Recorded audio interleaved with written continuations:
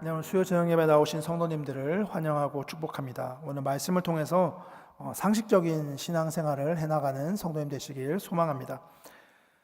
세상에는 상식이라고 하는 게 있습니다. 상식이 뭐냐? 사전을 찾아보니까 이렇게 정의하더라고요. 일반적인 사람으로서 마땅히 가져야 될 지식이나 태도, 도리, 이걸 상식이라고 합니다. 상식에는 크게 두 가지 측면이 있습니다. 첫 번째는 지식적인 측면입니다.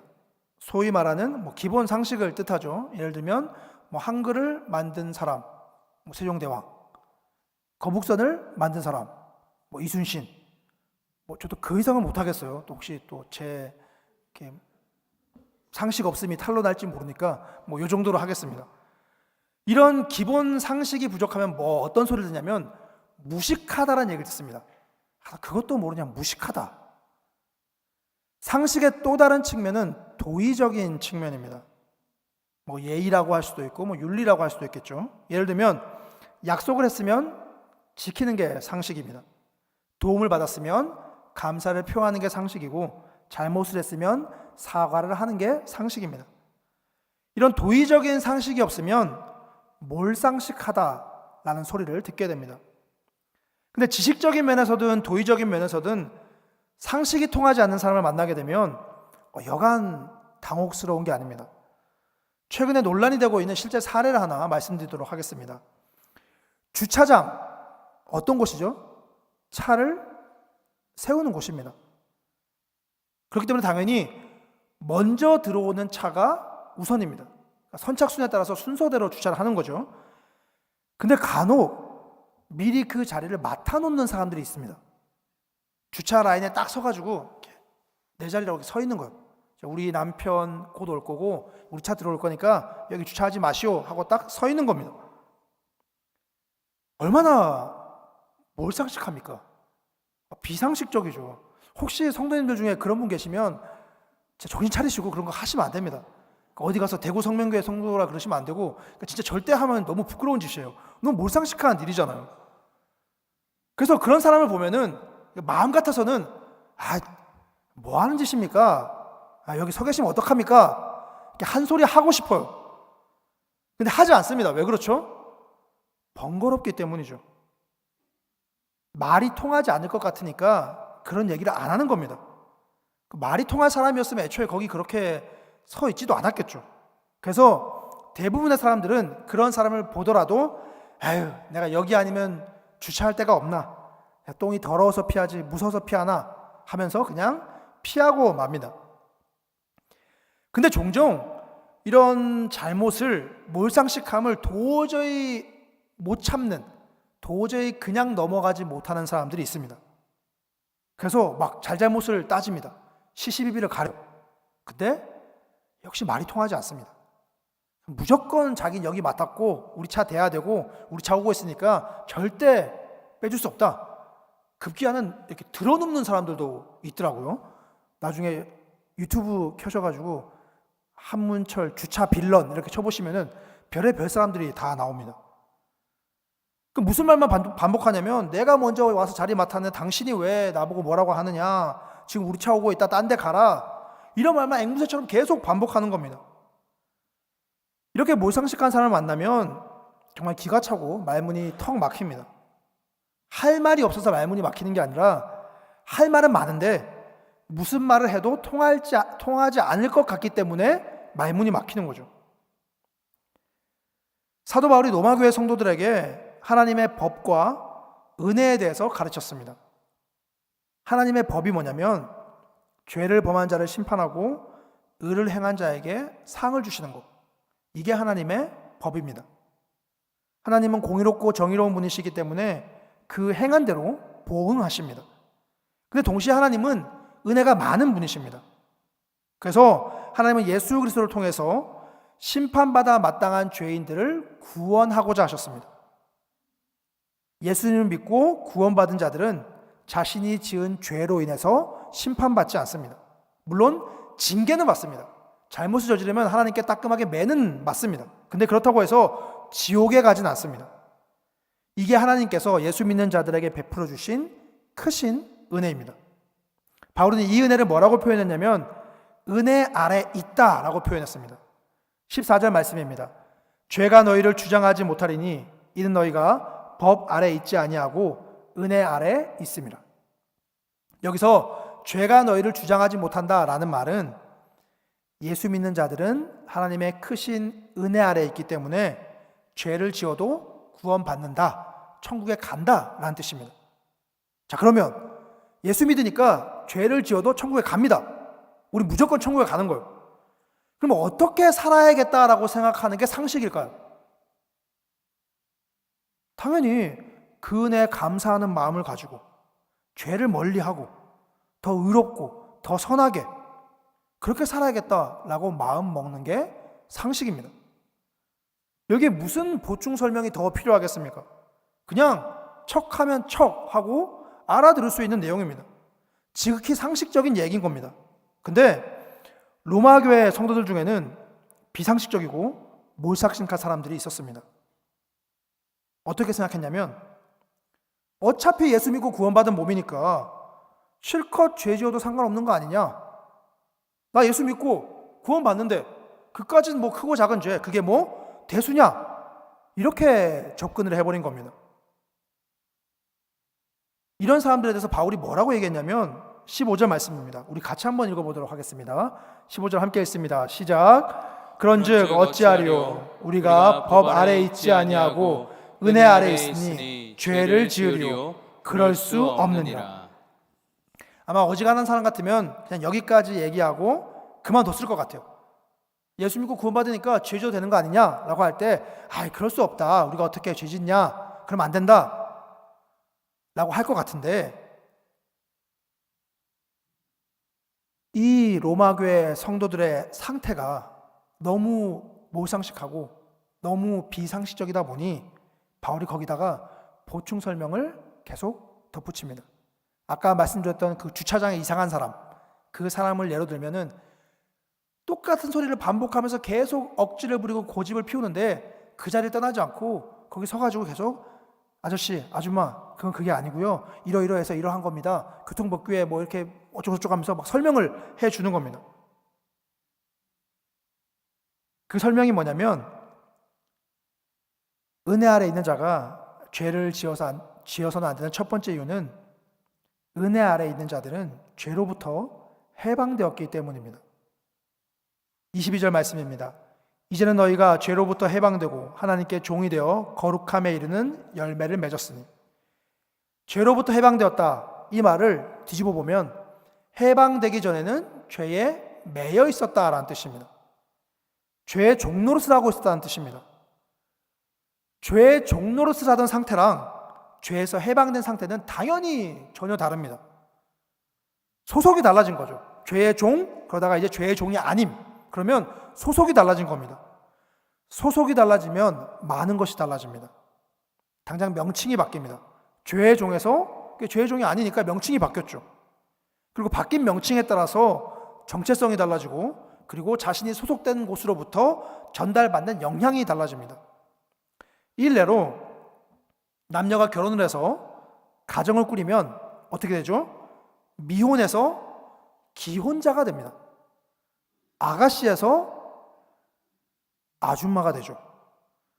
요즘에 아가씨, 아줌마 이렇게 부르는 사람들 잘 없죠? 뭐 그렇지만 어쨌든 그렇게 되는 거예요. 총각에서 아저씨가 되는 겁니다. 그럼 이렇게 호칭만 바뀔까요? 아닙니다. 호칭이 바뀐과 동시에 정체성이 완전히 달라집니다. 미혼일 때랑 결혼한 이유는 하늘과 땅 차이입니다. 여기서 자녀가 생기면, 이 부부 사이에 자녀가 생기면 또 한 번 명칭이 바뀌죠. 아빠, 엄마라는 명칭이 생깁니다. 그리고 그 아빠, 엄마로서의 정체성과 또 변화가 생기게 됩니다. 그러면 명칭이랑 정체성만 바뀌느냐? 그렇지 않습니다. 내가 속한 가정으로부터 전달받는 영향이 달라집니다. 우리가 크게 여러 단계를 거치게 됩니다. 결혼 전에 부모님이랑 같이 살 때가 있습니다. 그죠? 결혼 전에 혼자 독립해서 살 때가 있습니다. 그리고 결혼해서 부모를 떠나 배우자와 살 때가 있습니다. 그러다가 배우자랑만 살다가 이제 거기에 자녀가 더해지는 때가 있습니다. 또 때로는 부부가 같이 살면서 부모님을 모시게 되는 경우도 있습니다. 똑같은 가족이고 똑같은 가정입니다. 근데 그 상태에 따라서 주고받는 영향이 다 달라집니다. 크고 작은 모든 게 다 변하는 겁니다. 이렇게 어디에 속해 있느냐는 상당히 중요한 문제입니다. 죄에 속해 있느냐, 의에 속해 있느냐, 죽음에 속해 있느냐, 생명에 속해 있느냐, 말로 다 할 수 없이 중요한 문제입니다. 둘 사이에는 비교할 수 없는 큰 격차가 있습니다. 어떤 격차가 있냐면 세상 모든 일에는 그에 상응하는 결과가 뒤따르기 마련입니다. 죄의 결과는 죽음입니다. 이게 하나님이 정하신 법칙입니다. 죄를 지으면 죽는다.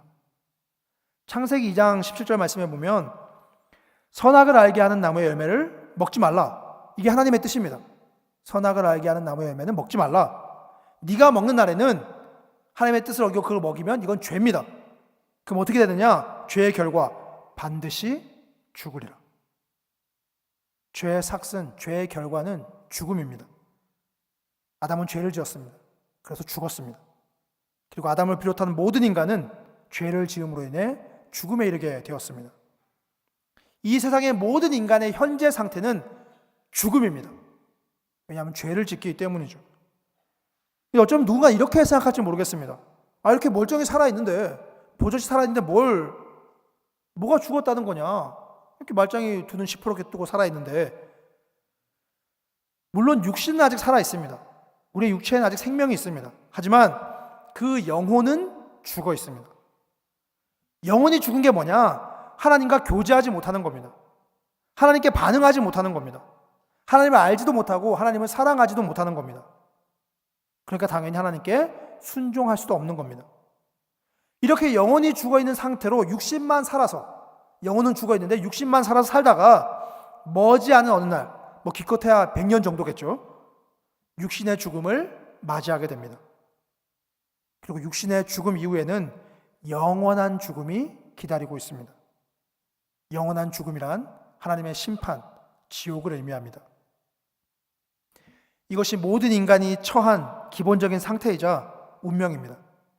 사도 바울이 이걸 묶어서 뭐라고 표현했냐면 죄의 종노릇이다 라고 선포했습니다. 그런데 예수님께서 십자가에 달려 죽으심으로써 죄인이 치러야 될 이 죄의 대가, 죽음, 죄의 종노릇, 이 모든 것을 대신 다 치르셨습니다. 이걸 대속이라고 합니다. 예수님의 대속으로 인해서 누구든지 예수님을 믿으면 구원을 받습니다. 죽었던 영혼이 살아나고 죄의 종에서 해방되어 하나님의 자녀가 됩니다. 영혼이 살아나면 하나님과 친밀한 관계를 누릴 수 있습니다. 얼마나 친밀해지느냐? 하나님을 아빠라고 부를 수 있게 됩니다. 이 표현에 주목하시기 바랍니다. 여러분, 하나님을 아빠라고 부릅니다. 아빠라고. 우리가 다 아버지가 있잖아요. 그죠? 좀 어릴 때는 아빠라고 부르는 게 자연스럽습니다. 오히려 아버지, 아버님이라고 부르는 게 좀 어색하죠.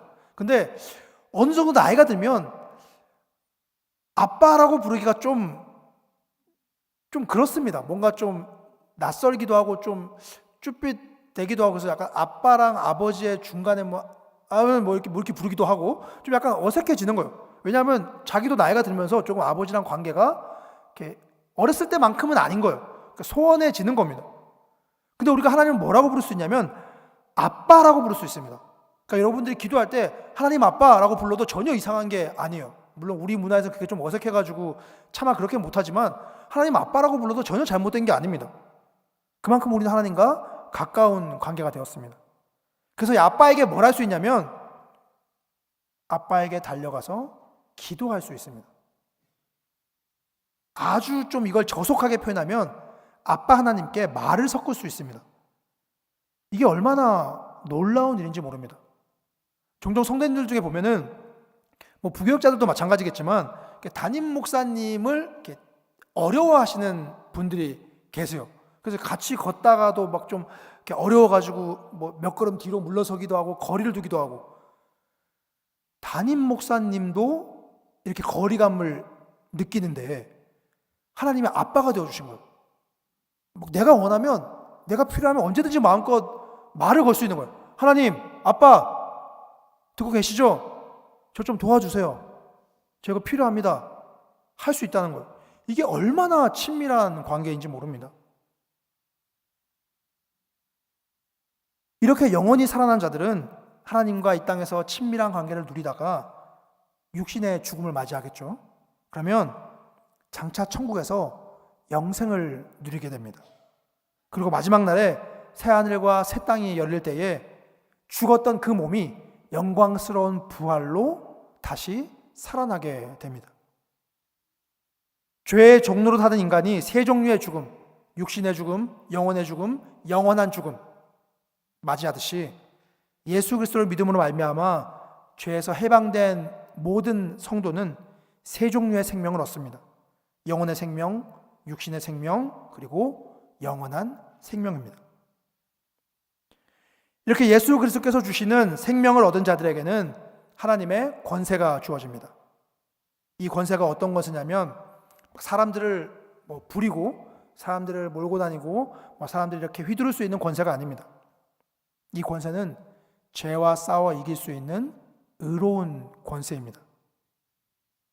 이건 어떻게 보면 지극히 자연스럽고 당연한 일입니다.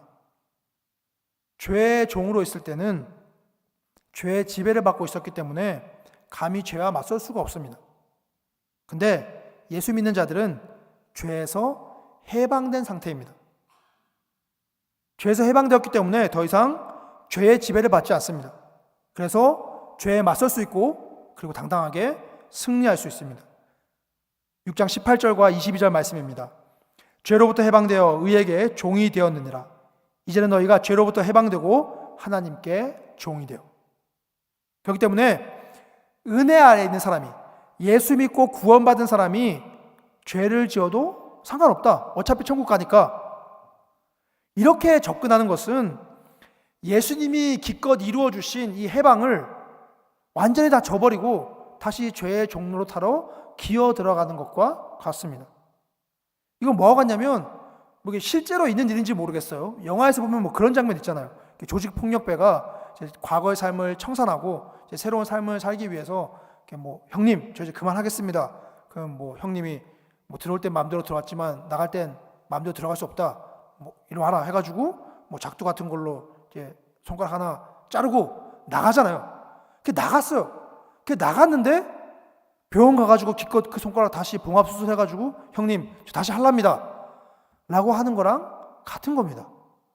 손가락씩이나 자르고 나갔으면 새 삶을 살아야죠. 예수 믿고 구원받았으면 새 삶을 살아야죠. 근데 예수 믿고 구원받았으니 까짓 죄 좀 지을 수도 있지 라고 하는 건 다시 죄의 종로를 하는 것과 같습니다. 그래서 사도 바울이 결코 그럴 수 없다라고 단호하게 말한 것입니다. 죄가 너희를 주장하지 못하리니 이는 너희가 법 아래 있지 아니하고 은혜 아래 있음이라. 그런즉 어찌하리요? 우리가 법 아래 있지 아니하고 은혜 아래 있으니 죄를 지으리요? 그럴 수 없느니라. 은혜 아래 있다고 해서 죄를 지으면 안 되는 두 번째 이유는 죄를 지으면 죄의 종이 되기 때문입니다. 첫 번째가 죄에서 해방됐기 때문에 죄를 지을 수 없다라고 한다면, 두 번째는 죄를 지으면 죄의 종이 되어버리기 때문에 죄를 지어서는 안 된다는 겁니다. 이런 말이 있습니다. 여러분 이렇게 좀 꺾어 보셨는지 모르겠어요. 술을 좀 드셔보셨는지 모르겠는데 내가 술을 마시는지 술이 나를 마시는지 모르겠다라는 말이 있습니다. 술에 완전히 취해가지고 우리 고주망태가 된다 그러죠. 술에 완전히 취해가지고 아무 생각 없이 계속 술을 마시게 되는 그 상태가 되면은 분명히 처음에는 내가 선택했습니다. 그 술자리를 내가 선택한 거예요. 무슨 술을 마실지, 진로를 마실지, 참은실을 마실지, 하이트를 마실지, 뭘 마실지 내가 선택한 겁니다. 누구랑 마실지, 얼마나 마실지, 안주는 뭐 시킬지 다 내가 선택한 거예요. 근데 술에 완전히 취해버리면 그냥 상대방이 따라주는 대로 마십니다. 그냥 내 앞에 빈잔이 있으면 그냥 계속 기계처럼 채워가면서 먹는 거예요. 자기가 얼만큼 취했는지도 모릅니다. 그냥 술에 자기를 맡기는 겁니다. 내가 술을 마시는 게 아니라 술이 나를 마시는 지경까지 가게 되는 거죠. 술의 노예가 되는 겁니다. 그럼 술만 그럴까요? 다른 것도 다 마찬가지입니다. 각종 중독들, 뭐 게임이든 도박이든 마약이든 처음 시작할 때는 자기가 선택해서 시작했습니다. 근데 중독되고 나면 그때는 선택의 영역을 벗어나 버립니다. 마치 홀린 듯이 그 행위에 끌려다니게 됩니다. 종이 되는 거죠. 근데 이게 참 흥미로운 게 뭐냐면 뭐 술, 중독 이런 극단적인 상황에만 해당되는 게 아니라는 겁니다. 우리가 하는 크고 작은 모든 일들에 다 똑같이 적용됩니다. 뭐 예를 들어 볼까요? 이제 곧 있으면 수능이고 입시철이죠. 입시를 준비하는 학생들은 사실상 입시의 노예입니다. 왜 그렇죠? 그 학생의 모든 생각, 모든 감정, 모든 행동, 모든 일정, 모든 인간관계 입시를 중심으로 돌아가기 때문이에요. 취업을 준비하는 청년, 취업 준비의 노예입니다. 직장인, 월급, 실적, 승진의 노예입니다. 청춘 남녀, 연애의 노예고 젊은 부부는 육아의 노예입니다. 중년 부부는 자녀들 뒷바라지하는 게 그거의 노예가 되는 거고 또 노후 대비하는 게 노예가 되는 거예요. 그리고 어르신들은 자기 건강 신경 쓰는 거에 노예가 되는 겁니다. 노예라고 하는 표현이 조금 거북하시면은 이걸 뭐 전념한다 아니면 여념이 없다 이렇게 좀 순화해도 괜찮습니다. 근데 표현을 바꾼다고 해서 본질이 바뀌는 건 아닙니다. 우리는 우리가 하는 그 일에 주도권을 내어주게 됩니다. 비록 처음 시작은 내 의지와 선택으로 했을지 모르지만 일단 일이 진행되고 나면 내가 일을 이끌고 나가는 것이 아니라 일이 나를 이끌어가게 됩니다. 이게 노예가 아니면 뭐겠습니까? 우리는 우리가 하는 일에 노예가 됩니다. 바울은 이 원리를 죄에 대입시켰습니다. 하나님의 은혜 아래 있는 사람이 죄의 종로로 돼서 해방된 그 사람이 은혜로 살지 않고 죄를 짓는다면 처음엔 내가 그 죄를 선택했을지 몰라요. 이번 한 번만, 오늘만, 이번 것만. 근데 결국 나중에는 그 죄가 나를 종으로 삼아서 끌고 가게 된다는 겁니다. 은혜 아래 있는 사람은 다른 그 무엇이 아니라 하나님의 종입니다. 종이라고 하는 건 그 특성상 여러 주인을 동시에 섬길 수는 없습니다. 하나님의 종이면 오직 하나님 한 분만의 종이지 하나님의 종이면서 다른 누군가의 혹은 다른 그 무엇인가의 종이 될 수는 없습니다. 그렇게 되어서는 안 됩니다. 반대의 경우도 마찬가지입니다. 다른 누군가의 종으로 살면서 하나님의 종으로 제대로 살 수 없습니다. 예수님이 이 사실을 분명하게 말씀하십니다. 집 하인이 두 주인을 섬길 수 없나니 혹 이를 미워하고 저를 사랑하거나 혹 이를 중히 여기고 저를 경히 여길 것입니다. 너희는 하나님과 재물을 겸하여 섬길 수 없느니라. 여기서는 대표적으로 재물을 말씀하셨지만 다른 것도 다 마찬가지입니다. 우리는 하나님과 다른 그 무엇을 같이 섬길 수는 없습니다. 하나님의 종은 주인 대신 하나님의 뜻을 따라야 됩니다. 하나님의 뜻은 죄를 짓지 않는 것입니다. 죄를 멀리하고 죄와 싸워 이기고 의를 행하는 것입니다. 이게 은혜 아래 있는 사람들이 살아가야 될 삶의 모습입니다. 17절 18절 말씀입니다. 하나님께 감사하리로다. 너희가 본래 죄의 종이더니 너희에게 전하여 준 바 교훈의 본을 마음으로 순종하여 죄로부터 해방되어 의에게 종이 되었느니라. 의에게 종이 되었다는 말이 곧 하나님의 뜻에 순종하는 자가 되었다라는 뜻입니다. 근데 죄를 지으면 어떻게 되죠? 지금까지 설명했던 것처럼 죄의 종이 됩니다. 하나님의 종이 죄의 종이 된다. 도저히 있을 수 없는 일이죠.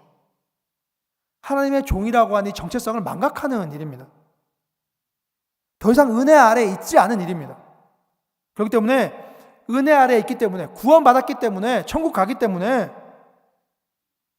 뭐 좀 사소한 죄들은 지을 수도 있지. 사람 사는 게 다 그렇지. 이런 생각은 그냥 단순히 배은망덕하고 괘씸하고 뭐 그 정도 차원의 문제가 아닌 겁니다. 은혜가 뭔지를 모르고 신앙이 뭔지를 모르는 근본적이고 본질적인 문제입니다. 예수님을 믿는 사람은 은혜 아래 있는 사람들입니다. 은혜 아래 있다. 이 말 속에 이미 죄를 지어서는 안 된다라는 뜻이 포함되어 있습니다. 그렇기 때문에 은혜 아래에 있으니 죄를 지을 수도 있다 라는 건 그 자체로 성립이 안 되는 거예요. 이건 뭐하고 같냐면, 나는 효자니까 부모 속을 좀 썩여도 된다. 우리 부부는 금슬이 너무 좋으니까 뭐 종종 딴 짓도 해도 된다 라고 하는 것과 같습니다. 이게 말이 될까요? 말도 안 되는 소리죠. 예수 그리스도의 은혜로 죄에서 해방된 자는 해방된 자답게 살아야 됩니다. 이름만 그럴듯하고 실질적으로는 죄에 매여가지고 죄의 종로로 타는 그런 인생을 살아서는 안 됩니다. 은혜 아래 있는 자라고 하는 그 이름에 걸맞게 죄를 멀리하고 죄와 싸워야 됩니다. 유명무실한 자가 아니라 명실상부한 자가 돼야 하는 겁니다. 사도 바울이 비상식적이고 몰상식한 이 로마교회 성도들에게 신앙의 상식을 가르쳐 주었습니다. 바울의 가르침은 복잡하지도 않고 어렵지도 않습니다. 말 그대로 지극히 상식적인 내용입니다. 은혜 아래 있으니 죄를 짓지 마십시오. 무슨 설명이 더 필요합니까? 사실 저도 설교 시간 채우려고 늘어놓은 거지 끝이에요 이게. 은혜 아래 있으니 죄를 짓지 맙시다. 이 얘기만 30분 하고 내려가도 될 만한 그런 내용이에요. 그만큼 간단한 겁니다. 이거는 뭐 더 설명이 필요 없습니다. 은혜 아래 있으면 응당 죄를 짓지 않는 게 마땅한 거예요. 어린아이도 충분히 이해할 수 있는 내용입니다. 초신자도 단번에 알아들을 수 있는 내용입니다.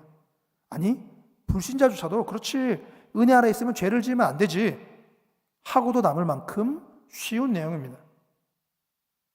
근데 문제가 뭐냐면 세상 어디에든 그 주차장에 자리 맡아놓고 있는 사람처럼 상식적이지 않은 사람들이 있다는 거예요. 그럼 교회는 없을까요? 있는 모양이네요. 교회도 있죠. 교회도 있습니다. 여러분도 어떻습니까?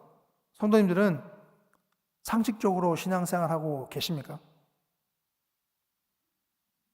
아마 여기 계신 성도님들 중에서 뭐 수요 예배식이나 나올 정도면 내가 은혜 아래 있으니 죄를 지어서는 안 된다. 이걸 모르는 사람은 아마 아무도 없겠죠. 그리고 여기에 동의하지 않는 사람도 없을 겁니다. 맞습니다. 은혜 아래 있으면 죄를 지으면 안 되죠. 다 동의하고 다 알고 계실 거예요. 근데 문제는 뭐냐면 상식을 아는 거랑 상식대로 행하는 건 별개의 문제라는 겁니다. 우리 그렇잖아요. 누군가에게 도움을 받으면 감사합니다 라고 표하는 게 상식이라는 걸 다 압니다.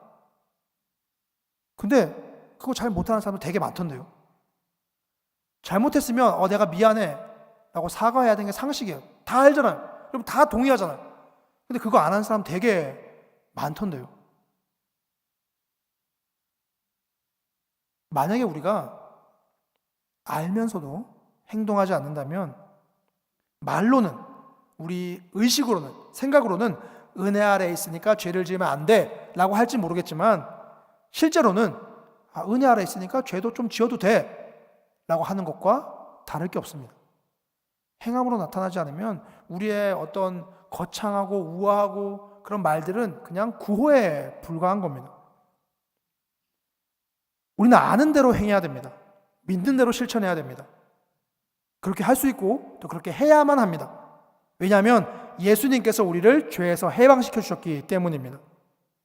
예수님께서 친히 우리를 지키고 도와주시기 때문입니다. 예수님께서 우리에게 죄와 싸워 이길 수 있도록 힘과 능력을 주시기 때문입니다.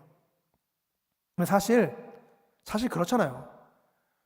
여기 이렇게 수요일날 피곤한데 일주일 중에 가장 힘든 요일이 수요일이라고 하는데 그 힘든 일과 중에 이렇게 수요예배에 오신 여러분들이 무슨 그렇게 큰 죄가 있겠습니까? 그렇지 않나요? 여러분이 뭐 사람을 죽였습니까? 뭐 누구를 때리기를 했습니까? 아니면 엉뚱한 데 가가지고 뭐 엉뚱한 만남하고 댕기고 뭐 그런 걸 하긴 하십니까? 사기를 친 것도 아니고 돈을 훔친 것도 아니고 요즘 뉴스에 자꾸 나오는 뭐 이상한 약 같은 걸 먹은 것도 아니고 여러분 무슨 죄가 있어요? 무슨 죄가 있습니까? 근데 자꾸 목사가 앞에 서가지고 없는지 자꾸 온갖 죄 다 끄집어내가지고 자꾸 죄라 그러고 그렇잖아요. 여러분이 뭐 누굴 미워하기를 합니까? 시기하기를 합니까? 질투하기를 합니까? 뭐 과도한 욕심을 부리기를 하십니까? 불평을 하십니까? 불만하십니까? 원망을 하십니까? 딴 사람 험담 같은 걸 하십니까? 뒤에서 작당해가지고 일을 몰래 꾸미기를 하십니까? 여러분 그런 거 일체 안 하시잖아요. 그죠? 여러분 그런 거 전혀 안 하는 죄 없는 고결하고 무음한 분들 아니신가요? 특히 하나님보다 다른 걸 더 아끼고 사랑하는 거 이런 거 전혀 안 하시잖아요. 근데 뭘 자꾸 죄와 싸우냐는 거예요. 제가 방금 말씀드린 것들이 혹시 여러분 마음에 찔리는 부분이 있다면 그 부분을 두고 싸우시기 바랍니다. 그게 우리가 싸워 이겨야 될 죄입니다. 혹시 불평불만을 너무 많이 하신다면 그걸 가지고 싸우세요. 뒤에서 남 욕을 너무 많이 하고 다니신다면 그걸 가지고 싸우세요. 고분고분 타협하지 말고 무기력하게 물러서지 말고 질 수 있죠. 질 수 있습니다. 근데 질 때 지더라도 끝까지 싸우다가 겨우겨우 지셔야지 한 방에 나가 떨어지면 안 된다는 거예요. 왜냐하면 우리는 죄에서 해방됐거든요. 우리는 은혜 아래 있거든요. 신앙생활, 신앙성장, 신앙성숙 저절로 이루어지는 게 아닙니다. 분투하면서 이루어내는 것입니다. 치열하게 싸우는 거예요. 자신의 죄의 문제를 놓고 치열하게 붙잡고 늘어지는 겁니다. 싸우고 또 싸우는 가운데 신앙의 성장과 증진이 이루어지는 겁니다. 신앙생활 10년, 20년, 일평생 동안 했는데 도무지 내 신앙이 발전하고 성장하고 성숙하는 것이 느껴지지 않고 또 다른 사람들 또한 그것을 인정하지 않는다면 어쩌면 우리는 이 죄와 싸워 이기는데, 아니 이기는 건 둘째치고 죄와 싸우는 것조차도 너무 소홀하게 해왔는지도 모릅니다. 교회 안에서 혈기 부리는 사람 일생 혈기 부립니다. 그 문제를 놓고 싸우지 않았기 때문이에요. 여기저기 다니면서 한담하는 사람 일생 한담합니다. 그 문제 두고 싸우지 않았기 때문이에요. 담임 목사님 어떤 교회 목회 철학이나 이 방향에 따르지 않는 사람 일생 따르지 않습니다. 그걸 두고 싸우지 않았기 때문이에요. 질 수 있습니다. 근데 끝까지 싸우다가 겨우겨우 아깝게 져야죠. 그동안 이렇게 살아왔으니 그게 만성이 되고 습관이 돼서 끝까지 그렇게 살면 안 됩니다, 여러분. 한 번뿐인 인생 살면서 하나님 앞에서 그리고 다른 성도들 앞에서 한 급 나아가서 세상 앞에서 신앙의 성숙한 이 모습을 보이고 떠나봐야죠. 가깝게는 남편에게, 아내에게, 가족들에게, 자녀들에게, 주위 사람들에게 저 사람 성도였다가 집사 되더니 좀 달라졌다. 집사였다가 권사 되더니 장로 되더니 좀 그 일값 한다 라는 소리 한번 들어봐야 되지 않겠습니까? 그러려면 여러분이 계속 넘어지고 있는 그 죄와 싸우셔야 됩니다. 그 죄를 붙들고 씨름하셔야 됩니다. 그래야 신앙 성장이 이루어집니다. 이제 말씀을 맺도록 하겠습니다. 우리는 은혜 아래에 있는 자들입니다. 예수 그리스도를 믿음으로 죄에서 해방되어 심판을 면한 자들입니다. 영원히 살아나고 영원한 생명을 얻은 자들입니다. 이렇게 은혜 아래에 있는 자가 어떻게 죄 가운데 거할 수 있겠습니까? 그럴 수 없습니다. 그래서는 안 됩니다. 이건 특별하고 거창한 목표가 아닙니다. 지극히 상식적인 방향 설정입니다. 상식을 지키는 게 기본입니다. 뭐 대단한 거 하는 게 아니에요. 기본입니다. 상식에서 어긋나면 무사람들로부터 비난을 받습니다. 한국교회와 성도들이 왜 세상의 지탄을 받아왔는지 곰곰이 생각해 보시기 바랍니다. 그 중에 무고하고 억울한 것들도 있지만 이 상식에서 쓰러졌기 때문에 죄와의 싸움에서 너무 쉽게 패배했기 때문에 그런 불명예를 껴안은 것일 수 있습니다. 오늘 말씀을 기억하면서 은혜 아래 있는 자답게 상식적으로 살아가시길 바랍니다. 하나님의 말씀에 순종하면서 죄와 싸우고 분투하고 이기고 하나님의 뜻을 이루고 마침내 귀한 열매 맺는 성도님 되시기 바랍니다. 이제 너희가 죄로부터 해방되고 하나님께 종이 되어 거룩함에 이르는 열매를 맺었으니 그 마지막은 영생이라. 하나님의 은사는 그리스도 예수 우리 주 안에 있는 영생이니라.